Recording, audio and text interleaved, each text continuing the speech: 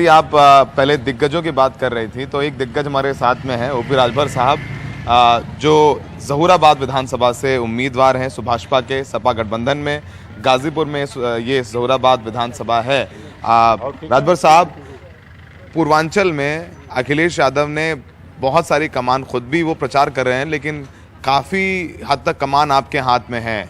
आप लोग सामाजिक न्याय की बात कर रहे हैं, आप खुद हैं, और बड़ा इंटरेस्टिंग है ये कि आपने प्रचार नहीं किया अपनी विधानसभा में। अपनी विधानसभा सीट में प्रचार क्यों नहीं किया आपने?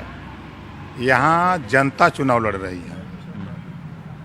हमारे विधानसभा में यहाँ की जनता चुनाव लड़ रही है, और जिम्मेदारी हमको दिया था कि पूर्वांचल में जो बीजेपी के द्वारा पैदा किए गए आवारा पशु हैं, जिसको हम अपनी भाषा में ललका सांड कहते हैं, उसे निजात दिल पाने के लिए किसान परेशान, आम आदमी रोड पे परेशान, और प्रदेश में जो महंगाई की मार से लोग त्राहिमाम कर रहे हैं।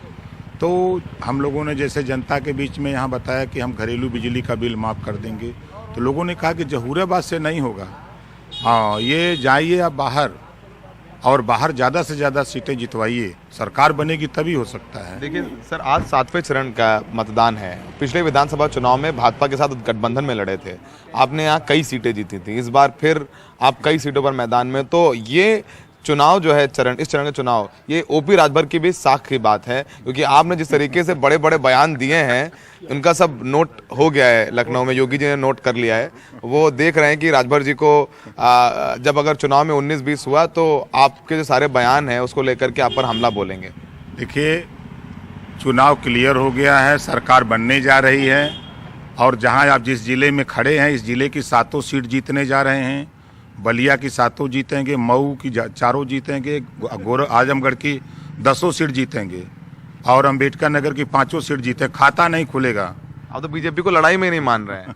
किसी सीट पे बताइए कहाँ लड़ाई, एक सीट बता दीजिए। आप थोड़ा अति आत्मविश्वास से लबरेज नहीं है राजभर जी। यह देश पहले कृषि प्रधान देश था, अब जाति प्रधान देश हो गया है, ठीक है ना।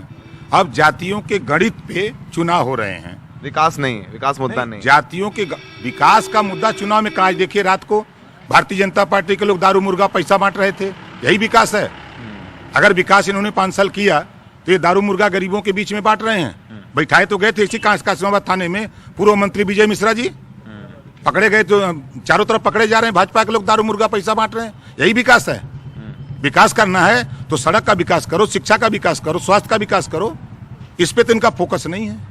बनारस में क्या रहेगा? प्रधानमंत्री मोदी ने कई दिन कैंप किया है, वहां से आपके भी उम्मीदवार हैं, गठबंधन से भी कई उम्मीदवार लड़ रहे हैं, सुभाषपा भी चुनाव लड़ रही है। बनारस में क्या देखते हैं आप, क्या रहेगा बनारस में आपकी तरफ से बताइए? बनारस में 8 में 5 जीत रहे हैं, 3 पे लड़ाई है। 3 पे लड़ाई है।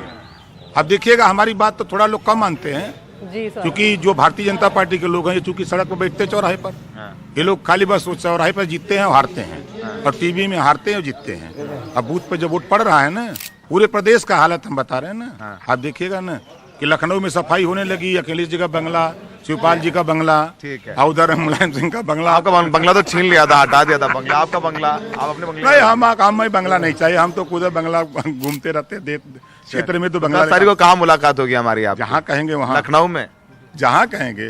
14 तारीख को शपथ समारोह का सादर आमंत्रित है। अरे 10 तो राजभर साहब हमेशा की तरह अति आत्मविश्वास से लबरेज हैं, हमसे सवाल पूछते रहेंगे।